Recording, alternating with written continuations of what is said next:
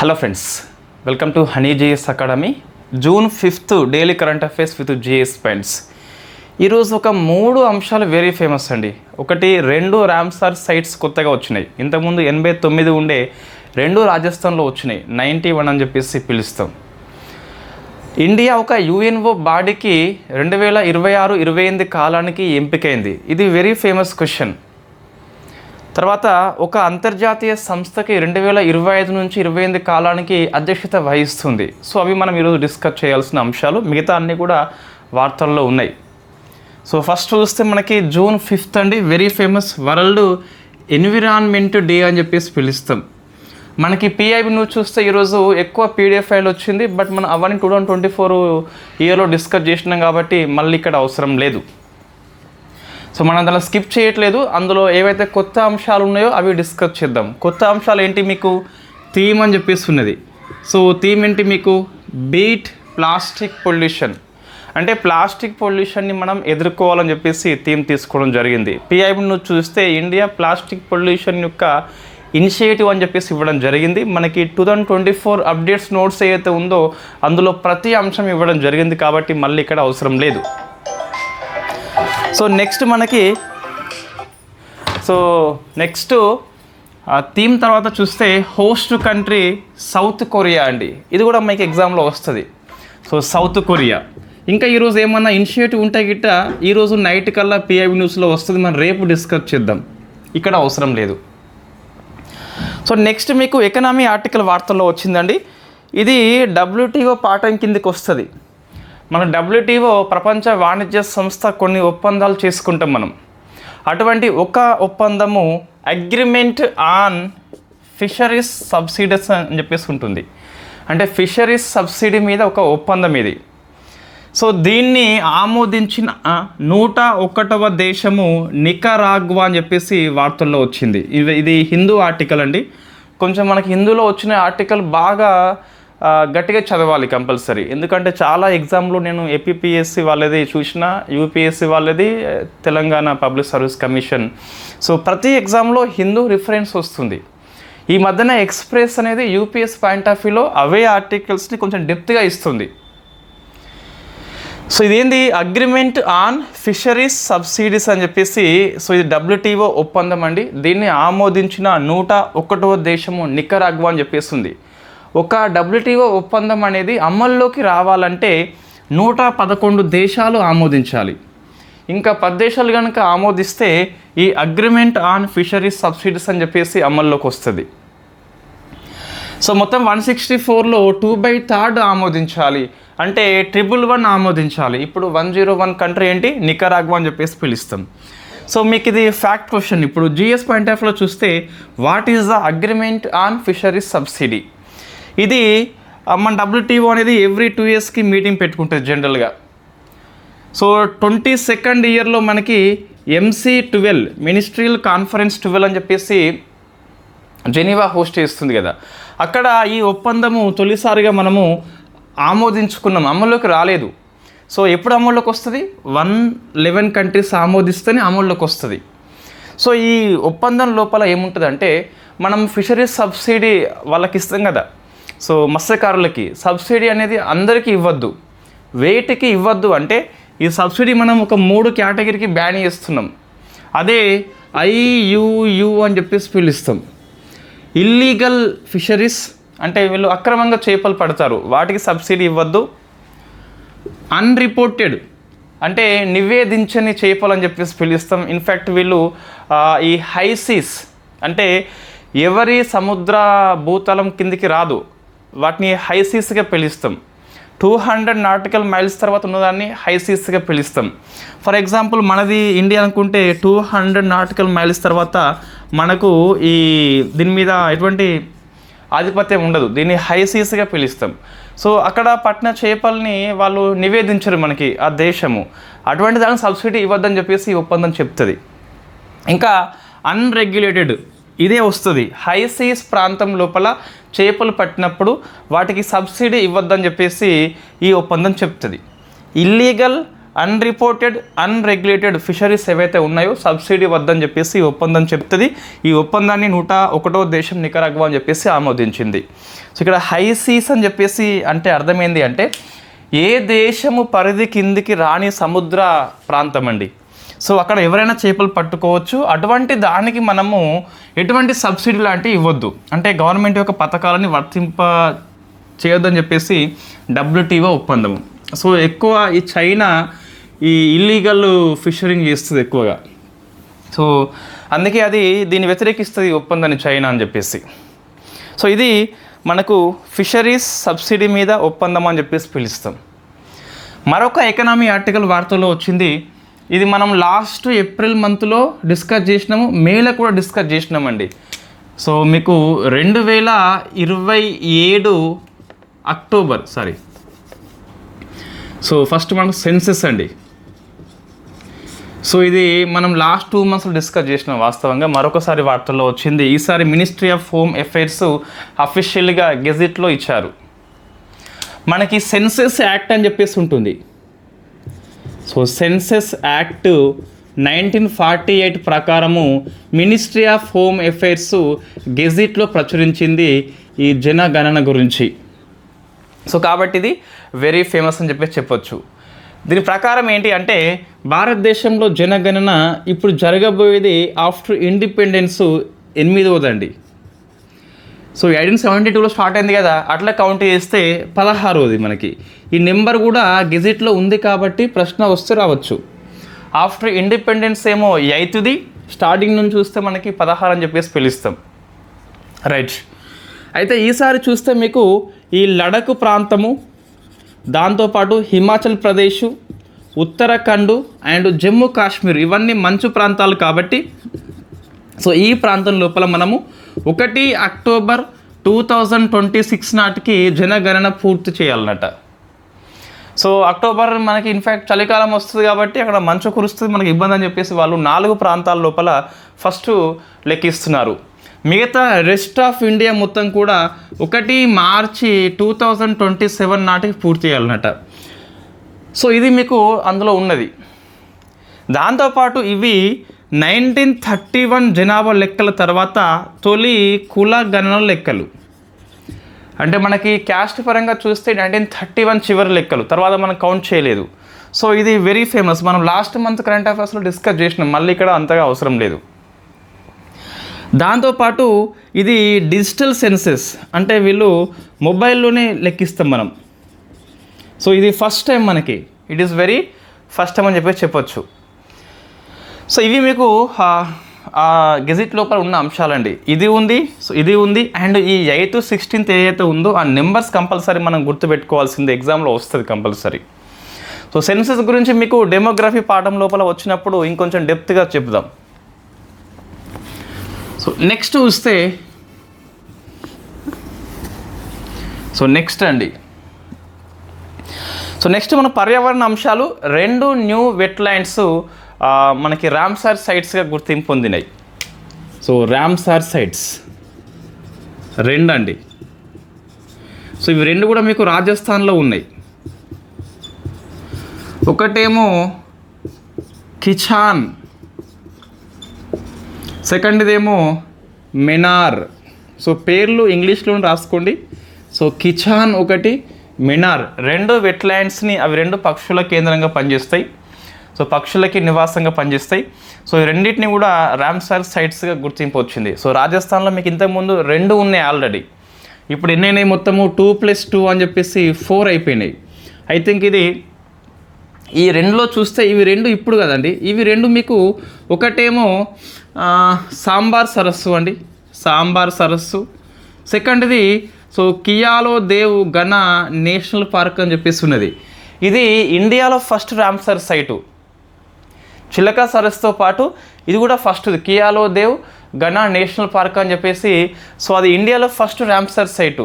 ఆ నేపథ్యంలో మనకి రాజస్థాన్లో వచ్చింది కాబట్టి ఈ ప్రశ్న కరెంట్ అఫైర్స్లో రాకపోయినా ఇది జిఎస్ పాయింట్ ఆఫ్ వ్యూలో వస్తే రావచ్చు.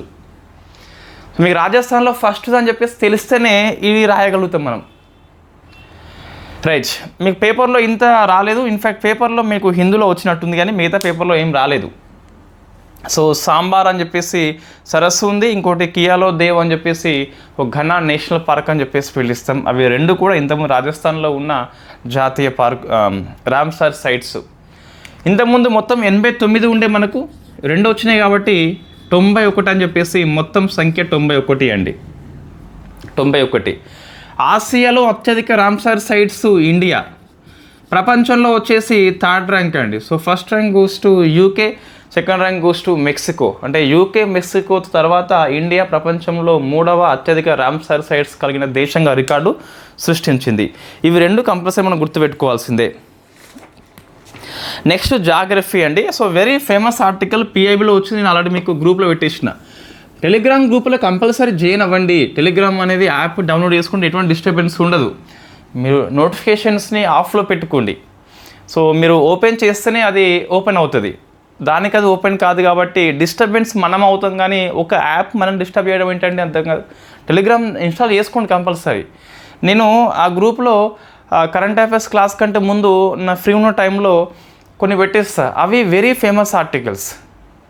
నేను రామ్సార్ సైట్స్ పెట్టేసిన, అది ప్రశ్న వస్తుంది కంపల్సరీ. ఇంకోటి ఇండియాలో వెరీ ఫస్ట్ది సో పంపుడు స్టోరేజ్ ప్లాంట్ అని చెప్పేసి తీసుకొచ్చినాం మనం. సో పంపుడు స్టోరేజ్ ప్లాంట్ అంటే దీని ద్వారా మనము విద్యుత్ ఉత్పత్తి చేస్తున్నాం, వెరీ ఫస్ట్ టైం మనకి. సో ఇక్కడ ఫస్ట్ మనం కొన్ని బేసిక్ పాయింట్స్ చదువుదాం, తర్వాత ఇందులో ఉన్న కొత్త వర్డ్స్ని అర్థం తెలుసుకుందాం. సో ఫస్ట్ ఇది ఉత్తరాఖండ్లో అండి. It is first pumped storage plant. దేనికోసము? విద్యుత్ ఉత్పత్తి కోసము. సో ఉత్తరాఖండ్ రాష్ట్రంలో ఉన్నది ఇది. సో ఇది హైడ్రో పవర్ ప్రాజెక్ట్ కాబట్టి నది పేరు అవసరం ఉంటుంది. సో భగీరథి నది. ఈ స్టోరేజ్ ప్లాంట్ని ఎవరు నిర్మించారని చెప్పేసి వస్తుంది. So Tehri hydro development corporation India limited అని చెప్పేసి ఒక సంస్థ నిర్మించింది. So Tehri hydro power development corporation India limited అని చెప్పిస్తుంది. సో ఇది సంస్థ పేరు, ఇది రివర్ పేరు, ఇది రాష్ట్రం పేరు అండి. It is first variable speed pumped storage plant అని చెప్పేసి పిలుస్తాం. ఇందులో మీకు తెలియని వర్డ్ ఏంది? ఇది కదా. సో పంపుడు స్టోరేజ్ ప్లాంట్ అంటే ఏంటి? మనం ప్రతి న్యూ వర్డ్ని కింద వివరణ ఇస్తున్నాం క్లాస్ రూమ్ నోట్స్ లోపల. So what is the pumped storage plant అంటే ఇక్కడ మీకు 2 జలాశయాలు ఉంటాయండి, 2 విభిన్న ఎత్తుల్లో ఉంటాయి. ఇది ఒక జలాశయము, ఒక రిజర్వేయర్ ఇది. సో ఇక్కడ పంపుడు అంటే పంపు ఇన్ఫ్యాక్ట్ ఒక పైపు ద్వారా వస్తుంది వాటరు. ఇక్కడ మరొకటి ఉంటుంది, సో ఇది సెకండ్ది. అంటే విభిన్న ఎత్తుల్లో ఉంటాయి, గ్రావిటీ ఫోర్స్ బలంగా వస్తుంది కాబట్టి ఇక్కడ వాటర్ వచ్చేసి టర్బైన్ని తిప్పుతాయి, హైడ్రో పవర్ మనకి జనరేట్ అవుతుంది. సో పంపుడు స్టోరేజ్ ప్లాంట్ అంటే 2 రిజర్వేర్స్ ఉంటాయి, అవి విభిన్న ఎత్తుల్లో ఉంటాయి. పైనుంచి వాటర్ కిందికి వచ్చే క్రమం లోపల మనకి గ్రావిటీ ఫోర్స్ని ఉపయోగించుకుంటుంది కాబట్టి ఎక్కువ బలంగా కిందికి పడిపోతుంది, టర్బైన్ తిరిగిపోయి హైడ్రో పవర్ జనరేట్ అవుతుంది. సో ఇటువంటిది వెరీ ఫస్ట్ టైం మనకి, కాబట్టి గుర్తుపెట్టుకోవాలి. జాగ్రఫీ పాయింట్ ఆఫ్ వ్యూలో వస్తుంది మీకు. సో ఉత్తరాఖండ్ భగీరథి రివర్ అని చెప్పేసి ఈ సంస్థ పేరు కొన్నిసార్లు ఎగ్జామ్లో వస్తే రావచ్చు.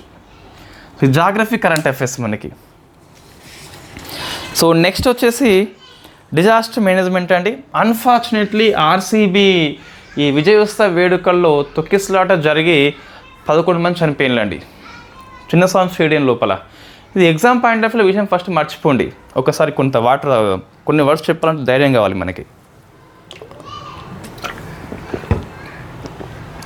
సో ఫస్ట్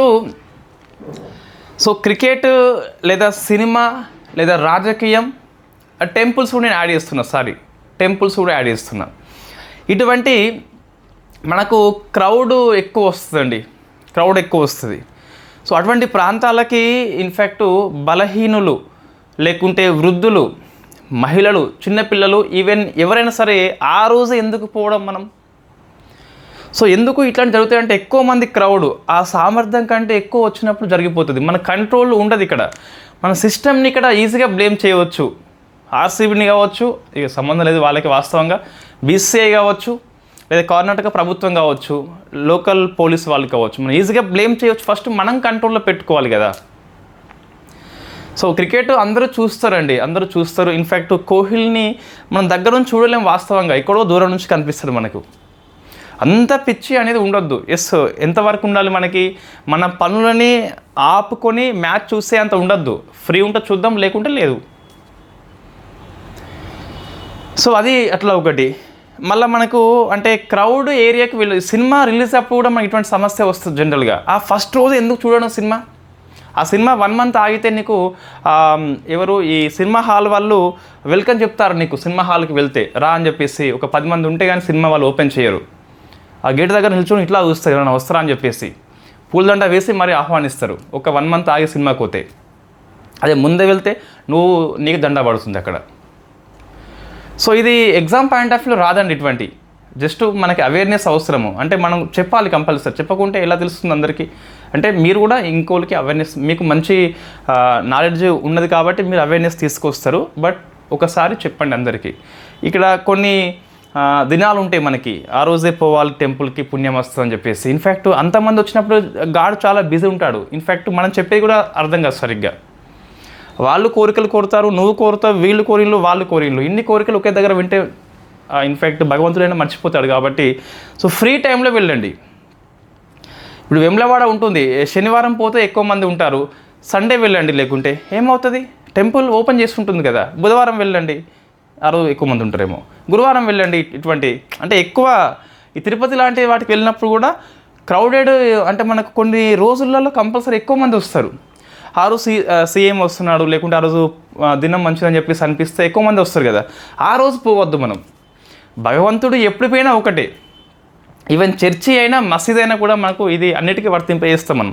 అంటే ఎక్కువ మంది వస్తున్నారని చెప్పేసి అనిపిస్తే మనకు ఆ రోజు మనశ్శాంతి ఉండదండి. మీరు అబ్జర్వ్ చేయండి. మీరు భగవంతుని ఇన్ఫ్యాక్ట్ పూజ కోసం పోయినప్పుడు ఎక్కువ మంది ఉంటే ఆడ భక్తి ఉండదు, చిరాకే ఉంటుంది చాలామందికి.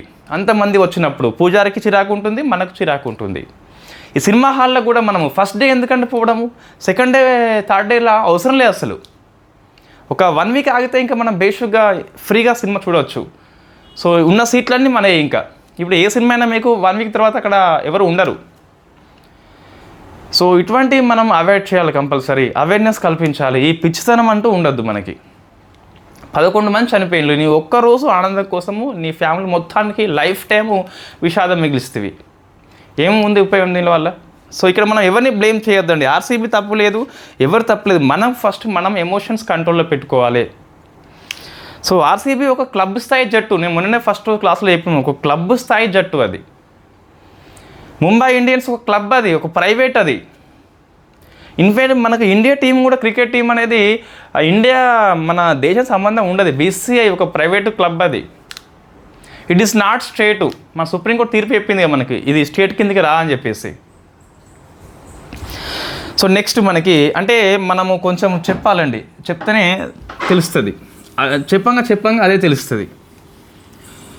సో నెక్స్ట్ మనకు ఇంటర్నేషనల్ రిలేషన్స్ అంటే ఇండియా వాస్తవంగా ఒక 3 వార్తల్లో వచ్చిందండి. సో ఫస్ట్ చూస్తే ISSCA అని చెప్పేసి ఇది మనమే స్థాపించినామండి. So ICRISAT south cooperation in agriculture, అంటే వ్యవసాయం లోపల సహకారం అందించుకోవాలి. ఎవరు? సౌత్ అంటే global south countries, developing countries ఏవైతే ఉన్నాయో, సో డెవలపింగ్ కంట్రీస్ అన్నీ కూడా గ్లోబల్ సౌత్ దేశాల కోసం అని చెప్పేసి వ్యవసాయం విషయంలో సహకారం చేయాలని ఇక్రిసాట్ దీన్ని స్థాపించింది హైదరాబాద్ లోపల. సో గ్లోబల్ సౌత్ దేశాలు ఏవైతే ఉన్నాయో వ్యవసాయంలో సాంకేతికత కావచ్చు, ఇతర బెస్ట్ ప్రాక్టీసెస్ ఏమన్నా ఉంటే సహకారం ఇచ్చుకోవాలని చెప్పేసి ఒక వేదిక ఏర్పాటు చేసింది మన ఇండియన్ గవర్నమెంట్ ఇక్రిసాట్ ద్వారా. సో దీనికి రీసెర్చ్ ఇన్ఫర్మేషన్ సిస్టమ్ అని చెప్పేసి ఉంటుంది, RIS అని చెప్పేసి పిలుస్తుంది, ఢిల్లీలో ఉంటుంది. ఇది సహకారం అందిస్తుంది. సో కాబట్టి ఇది very famous. Global south means it is not geographical term, it is economic term. అంటే డెవలపింగ్ కంట్రీస్ని మనం చెప్పాలంటే గ్లోబల్ సౌత్ అనే పదాన్ని ఉపయోగిస్తాం. ఆస్ట్రేలియా జియోగ్రఫికల్ పరంగా సౌత్లో ఉన్నప్పటికీ అది గ్లోబల్ సౌత్ కిందకి రాదు, గ్లోబల్ నార్త్ కిందకి వస్తుందని చెప్పేసి గుర్తుపెట్టుకోవాలి. నెక్స్ట్ సెకండ్ అంటే మీకు international institution of administrative sciences, IIAS అని చెప్పేసి పిలుస్తాం. దీనికి ఇండియా 2025-28 కాలానికి సో ప్రెసిడెన్సీగా ఎన్నికైంది, అంటే అధ్యక్షత వహిస్తుంది వెరీ ఫస్ట్ టైం. సో మీకు ఇటువంటి కాలాలు గుర్తుపెట్టుకోవాలండి. ఈ సంస్థ యొక్క హెడ్ క్వార్టరు ఎప్పుడు స్థాపించారు, ఎన్ని కంట్రీస్ ఉన్నాయి, ఇండియా ఎప్పుడు అని చెప్పేసి అట్లా మనకు మొత్తం పేపర్లో వచ్చింది, తెలుగు పేపర్ లోపలి. So international institution for administrative science అని చెప్పేసి, సో ఇది మనకి బ్రసెల్స్ లోపల ఉంటుంది. ఇక్కడ ఉంటుంది బెల్జియము, సో బ్రసెల్స్ లోపల ఉంటుంది. మొత్తం మీద 31 కంట్రీస్ అయితే ఇండియా వచ్చేసి 1998లో సభ్యత్వం తీసుకోవడం జరిగింది. సో ఇది వెరీ ఫేమస్. మనము ఇన్ఫ్యాక్ట్ మరి ఇండియా ఎవరి మీద నెగ్గింది ఓటింగ్లో అంటే ఆస్ట్రియా మీద నెగ్గింది. ఎన్ని ఓట్లతోని అంటే 8754 అండి. మొన్న యూపీఎస్ ప్రిలిమ్స్ క్వశ్చన్ అండి. ఎంత దరిద్రం అంటే పబ్లిక్ సర్వీస్ కమిషన్స్ అంటే మనం ఇట్లా అనకూడదు వాస్తవంగా. సో మనము కబడ్డీ గెలుచుకున్నాం, మనం కబడ్డీ ఎవరు మహిళలు పురుషులు ఓకే, అది ఇండియా గెలుచుకుంది, ప్రశ్న రావచ్చు, వెరీ ఫైన్. అయితే ఇండియా ఎన్ని పాయింట్స్ 46-34 40-35 అని చెప్పేసి అడిగింది. ఇది ఏం టెస్ట్ చేస్తున్నారు మన క్వశ్చన్ అర్థం కావట్లే. ఇప్పుడు ఇండియా గెలుచుకుంది అది ఓకే అండి. ఇప్పుడు మనకు ఎగ్జాంపుల్ నిన్న ఆర్సీబీ అయింది. ఆర్సీబీ ఇన్ఫ్యాక్ట్ రాజస్థాన్ ఇది ఎవరిలో ఫైనల్ ఓడిపోయింది పంజాబ్ సూపర్ కింగ్స్ ఎన్ని బంతుల్లో ఆడింది, అట్లా క్వశ్చన్స్ రావద్దు మనకి. సో ఆర్సీబీ గెలుచుకుంది ఓకే ఫైన్, ఎంతమంది ఆటగాళ్ళు ఆడిండ్రు, ఎంతమంది ప్రేక్షకులు వచ్చిండ్రు, అట్లా క్వశ్చన్స్ అడుగుతారా అండి. ఇట్లా అడిగింది మన యూపీఎస్ ప్రిలిమ్స్ క్వశ్చన్. అంటే మనకి ఎవరైనా అంతే తయారయ్యారు మనకి. సో యూపీఎస్సీ మీకు 23rd ఇయర్లో కాలే 5 minutes. సో యూపీఎస్సీ మనకు 23rd ప్రిలిమ్స్కి తప్పించింది మనకు. నేను మీకు పెట్టిన క్వశ్చన్ పాలిటీ క్వశ్చన్ ఏదో వచ్చింది మొత్తం మీద, అది కీలు తప్పించింది అఫీషియల్ కీల్ లోపలనే. టీజీపీఎస్సీగా యూపీఎస్సీ కొన్ని వరకు అంతే ఉంది మనకి. సరే ఇప్పుడు ఇండియా మొత్తం మీద ఇన్ని ఓట్లతో గెలుచుకుందాడు ఇండియా. సో మనం దీన్ని ఊసిగా ప్రతిదీ ఇట్లనే చెప్పాల్సిన అవసరం కనిపిస్తుంది, బట్ అంతగా అవసరం లేదు. నెక్స్ట్ ఇండియా యుఎన్ఓ యొక్క ప్రధాన అంగాలు 6 ఉంటాయా, అందులో ఒక అంగము యుఎన్ఓ యొక్క ఎకనామిక్ సోషల్ కౌన్సిల్, ఆర్థిక సామాజిక మండలి అని చెప్పేసి పిలుస్తాం. దీనికి అధ్యక్షతగా మెంబర్గా ఎన్నికైంది 2026 నుంచి 28 3 ఏళ్ల పదవి కాలానికి ఎన్నికైంది. ఆసియా పసిఫిక్ గ్రూప్ నుంచి 4 కంట్రీస్ ఎన్నికైనాయండి మనతో పాటు, చైనా, లెబనాన్, తుర్కుమెనిస్తాన్ అండ్ ఇండియా అని చెప్పేసి. సో 4 కంట్రీస్ 26-28 కాలానికి యుఎన్ఓ యొక్క ఆర్థిక సామాజిక మండలికి సభ్యత్వంగా ఎన్నికైంది. సో కాబట్టి వెరీ ఫేమస్, మనం కంపల్సరీ గుర్తుపెట్టుకోవాలి. సో దీనిలో 54 ఉంటారు సభ్యులు. తర్వాత దీని యొక్క హెడ్ క్వార్టర్ వచ్చేసి న్యూయార్క్లో ఉన్నది. అచ్చా ఇది ఒకసారి మీరు ఆన్సర్ చేయండి. యుఎన్ఓ ప్రధాన అంగాలలో మొత్తం 6 ఉంటాయండి. సో ప్రధాన అనుబంధ సంస్థలు ప్రధాన అంగాలు వేరు. సో అందులో ఏ ప్రధాన అంగం యొక్క హెడ్ క్వార్టరు న్యూయార్క్లో లేదండి, అది మీరు ఆన్సర్ చేయండి. సో మనం జిఎస్ పాయింట్ ఆఫ్ వ్యూలో చూస్తే మన యూపీఎస్ కాదు కానీ ఈ టీజీపీఎస్సీ, ఏపీపీఎస్సీ, యుఎన్ఓ మీద ప్రశ్న ఒకటి తప్పనిసరిగా వస్తుందండి. మనం ఈ జిఎస్ థీమ్స్ అని చెప్పేసి ఉంది కదా 100 Day ఛాలెంజ్ లోపల, ఒక 2-3 days దానికి కేటాయిద్దాం, ఇది యుఎన్ఓ కోసం అని చెప్పేసి. సో నెక్స్ట్ ఇంటర్నేషనల్ అఫైర్స్ అండి. ఈ బంగ్లాదేశ్ 1971లో మనకు ఏర్పడింది కదా, అప్పటి నుంచి తన యొక్క కరెన్సీ మీద ముజఫర్ రెహమాన్ అని చెప్పేసి బంగ్లాదేశ్ యొక్క జాతిపిత చిత్రం ఉంటుంది. వెరీ ఫస్ట్ టైం ఆయన యొక్క ఫిగర్ లేకుండా కరెన్సీ ముద్రిస్తుంది, కాబట్టి జస్ట్ ఆయన పేరు మనం మైండ్లో పెట్టుకోవాలి. ప్రపంచంలో అతిపెద్ద రుణదాత అని చెప్పేసి జపాన్ ఉండేది, ఆ జపాన్ని అధిగమించి జర్మనీ వచ్చింది. ఇవన్నీ ఫ్యాక్ట్ బిట్సే. నెక్స్ట్ సొకోట్రా ద్వీపం అని చెప్పేసి వార్తల్లో ఉందండి. సో ఇది మనకి హిందూ పేపర్లో వచ్చిన ఆర్టికల్, ఇటువంటి ప్రశ్న వస్తుంది ఎక్కువగా. సో ఇది యెమెన్లో ఉంటుందండి. సో లొకేషన్ మనం కంపల్సరీ మైండ్లో పెట్టుకోవాలి. ఎందుకు వచ్చిందంటే వార్తల్లో ఇక్కడ ఎక్కువ మీకు ఈ బాలింత మరణాలు, చిన్నపిల్లల మరణాలు సంభవిస్తున్నాయి. సో వాళ్ళకు పోషకాహారాలు ఏమి ఉంది కాబట్టి, ఎందుకు మీకు ఎప్పుడైనా యెమెన్ లోపల మీకు ఈ ఇన్ఫ్యాక్ట్ ఎవరు వాళ్ళు హైతీలు అని చెప్పేసి ఉంటారు, హౌతీలు, వాళ్ళు ఎక్కువ దాడి చేస్తారు కాబట్టి వాళ్ళకి న్యూట్రిషన్ లాంటివి అందవు. సో ఇప్పుడు యుఏఈ, దుబాయ్ ఉన్ను యుఎన్ఓ, సో ఈ 2 కలిపి ఇక్కడ సో పోషకాహార కార్యక్రమాన్ని 2 ఏళ్ల పాటు అమలు చేస్తారట. కాబట్టి మనకి వెరీ ఫేమస్ కార్యక్రమం, కంపల్సరీ దీన్ని మైండ్లో పెట్టుకోవాలి. తర్వాత చూస్తే తెలంగాణ అండి. సో మీకు ఇంకా ఈ June 3rd, 4th, 5th ఒక 7 ఆర్టికల్స్ తెలంగాణ ఏపీ ఉన్నాయి, నేను రాయలేదు. సో రేపు చేద్దాం. ఒకసారి చూస్తే తెలంగాణలో ఫస్ట్ రోప్ వే అండి, ఇది భువనగిరి కోటలో మనం ఏర్పాటు చేస్తున్నమాట. స్వదేశీ దర్శన్ 2.0 స్కీమ్ కింద దీన్ని మనం ఇంప్లిమెంట్ చేస్తున్నాం. సో మీకు స్వదేశీ దర్శన్ 2.0 అంటే మనకు రెండు ఉన్నాయండి. ఒకటేమో స్వదేశీ దర్శన్ 1.0 అని చెప్పేసి ఉంటుంది. ఇది థీమ్ ఆధారిత కార్యక్రమం. థీమ్ అంటే మనకి రామాయణ థీమ్ అంటే రామాయణంతో లింక్ అయి ఉన్న అన్ని ప్లేసెస్ తీసుకెళ్తుంది.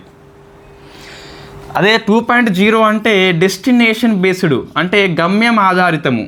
మంచిర్యాల పోవాలంటే మనం మంచిర్యాల పోతాం, ఇంకా మధ్యలో ఎటు పోమన్నట్టు. ఇది 2.0, ఇదేమో 1.0 అని చెప్పేసి పిలుస్తాం. దాని కింద మనము ఈ భువనగిరి కోట మీద రోప్ వే నిర్మిస్తున్నాము, వెరీ ఫస్ట్ తెలంగాణ లోపల. ఏపీ చూస్తే పరమ సేవా పథకం అని చెప్పేసి వెన్నం శ్రీనివాస్కి వచ్చింది. ఇది ఏపీ న్యూస్. మనకి ఇంకొక 7 ఆర్టికల్స్ ఉన్నాయండి తెలంగాణ అండ్ ఏపీ కలిపి. మరి రేపు డిస్కస్ చేద్దాం. స్క్రీన్ షాట్ తీసిన బట్ నోట్స్ రాయలేకపోయినా. So thank you very much. మనం కరెంట్ అఫైర్స్ మ్యాగజైన్ ఆఫ్లైన్లో అని చెప్పేసి అనుకుంటున్నాము. There is some technical problem ఉంది అండి. ఏంటి అంటే ఇప్పుడు మనం కరెంట్ అఫైర్స్ మ్యాగజైన్ కోర్స్ ఉంది కదా, ఆ కోర్స్ ఏంటి మనకు మ్యాగజైన్ ఒకటే ఇస్తున్నాం అన్న, క్లాస్ చేయట్లే. మన క్లాసెస్ చేద్దాం, గ్రూప్ 2 కొంచెం మనకు ఐడియా వస్తే దానిలో చేయవచ్చు. స్పేస్, కరెంట్ అఫైర్స్, డిఫెన్స్ అని చెప్పేసి పెద్ద చేయవచ్చు. అయితే ఈ మ్యాగజైన్ మీకు వస్తుంది కోర్సు లోపల. ఇదే ఆఫ్లైన్లో వస్తే ఈ కోర్స్ తీసుకున్న వాళ్ళకి ఏం ఉపయోగం ఉంటుందండి? ఒకసారి ఇది మీరు కొంచెం నాకు ఎట్లా దీన్ని చేద్దాం. మనకు ఒకరు అప్రోచ్ అయినలు, మన సార్ పేరు అవసరం లేదు, సో మన హనీజీఎస్ పేరు మీదనే ప్రింట్ తీసుకొస్తారట. సో ఇన్ఫ్యాక్ట్ ఇక్కడ ఉన్న ఇబ్బంది ఏంటి, మనకి కోర్స్ తీసుకున్న వాళ్ళకి ఇక్కడ ఇబ్బంది అవుతుంది. వాళ్ళు మళ్ళీ బయట వాళ్ళు తీసుకోవాల్సిందే, అది మనం కొని వాళ్ళకి ఇవ్వలేం కదా. సో అది మన టెక్నికల్ ఇష్యూ అండి. అది మనకు ఈ 1 year వరకైతే మ్యాగజైన్ రాకపోవచ్చు, ఎందుకంటే ఈ ప్రాబ్లం వస్తుంది మనకు. సార్ మన కోర్స్ తీసుకున్న వాళ్ళకి క్లాసెస్ చేయవచ్చు, ఈ space current affairs, defence current affairs subject wise అని చెప్పేసి మనం MCQ ఇస్తున్నాము, షార్ట్ నోట్స్ ఇస్తున్నాము, అది ఓకే. బట్ మ్యాగజైన్ వాళ్ళకి వస్తుంది కదా, మళ్ళీ ఇక్కడ ఆఫ్లైన్లో అయితే వీళ్ళు ఆఫ్లైన్లో వెళ్ళి కొంటారు. మళ్ళీ ఇక్కడ డబ్బులు పెట్టింది ఆల్రెడీ, మళ్ళీ ఆఫ్లైన్ కొనుక్కోవాల్సిందే. ఆ టెక్నికల్ ఇష్యూ వస్తుంది కాబట్టి మనం దాదాపు అగ్రిమెంట్ క్యాన్సిల్ చేసుకునే అవకాశాలు ఎక్కువ ఉన్నాయి. ఎందుకంటే మనం ఇప్పుడు ఒక 1000 మంది కరెంట్ అఫైర్స్ తీసుకున్నారండి, ఆ 1000 మందికి మనం ఎట్లా న్యాయం చేస్తాం? మ్యాగజైన్ బయటనే వస్తాయి కనుక వాళ్ళు మళ్ళీ బయట వాళ్ళు కొనుక్కోవాలి కదా, వాళ్ళు ఎక్స్ట్రా అమౌంట్ పెట్టాల్సిన అవసరం వస్తుంది. నేను 1000 మంది కోసమైనా కంపల్సరీ మాట ఇచ్చినాం కాబట్టి మనము. సో మేబీ ఈ ఆఫ్లైన్లో వచ్చే మార్కెట్లోకి వచ్చేది మేబీ ఇప్పుడు రాదండి. ఈ డిసెంబర్ తర్వాత మనకి ఈ మ్యాగజైన్ అయిపోతుంది కాబట్టి అప్పుడు ప్లాన్ చేసే ప్రయత్నం చేద్దాం. చూద్దాం మనం ఇంకేమన్నా వీళ్ళకి ఏమన్నా ఎక్స్ట్రా బెనిఫిట్ చేద్దామని చెప్పేసి చూసి అది చేద్దాం ఒకసారి. Thank you very much.